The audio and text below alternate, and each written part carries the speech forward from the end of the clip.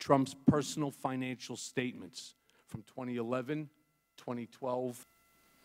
Donald Trump is a man who ran for office to make his brand great, not to make our country great. He had no desire or intention to lead this nation, only to market himself and to build his wealth and power. Mr. Trump would often say this campaign was going to be the greatest infomercial in political history. He never expected to win the primary. He never expected to win the general election. The campaign, for him, was always a marketing opportunity for their services and told them that no payment or a reduced payment. But in the mix, lying for Mr. Trump was normalized, and no one around him questioned it. In fairness, no one around him today questions it either. A lot of people have asked me about whether Mr. Trump knew about the release of the hacked documents, the Democratic National Committee emails, ahead of time. And the answer is yes. As I earlier stated, Mr. Trump knew from Roger Stone in advance about the WikiLeaks drop of emails. For a real estate mogul in the private sector, I considered it trivial. In July of 2016, days before the Democratic convention, I was in Mr. Trump's office when his secretary announced that Roger Stone was on the phone.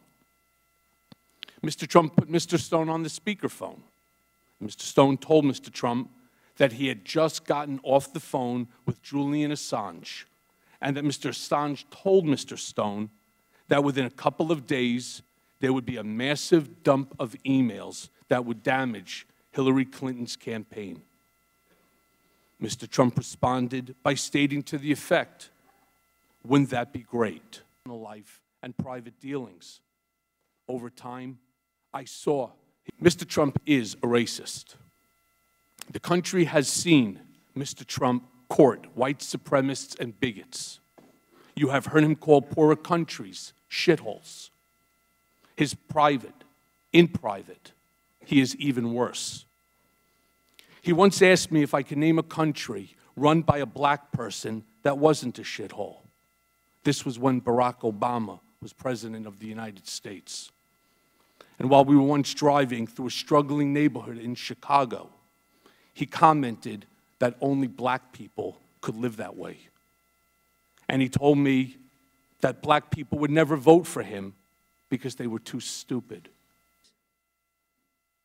Mr. Cohen, how long did you work in the White House?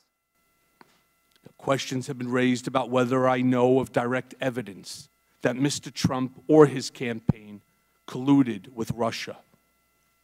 I do not.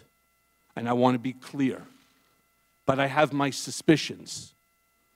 Sometime in the summer of 2017, I read all over the media that there had been a meeting in Trump Tower in June of 2016 involving Don Jr.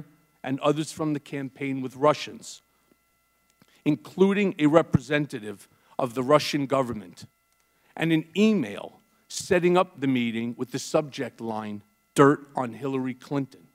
Convention. I was in Mr. Trump's office when his secretary announced that something clicked in my mind. I remembered being in a room with Mr. Trump, probably in early June of 2016, when something peculiar happened. Don Trump Jr. came into the room and walked behind his father's desk, which in and of itself was unusual. People didn't just walk behind Mr. Trump's desk to talk to him.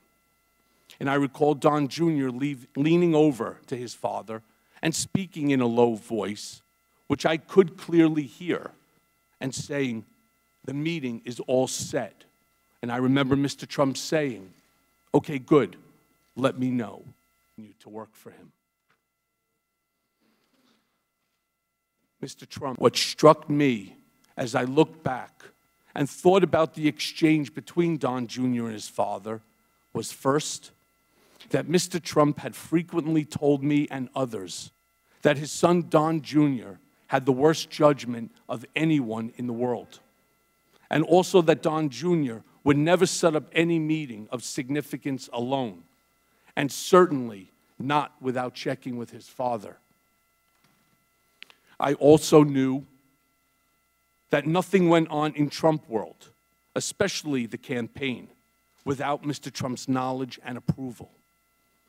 He likes people who weren't captured. At the same time,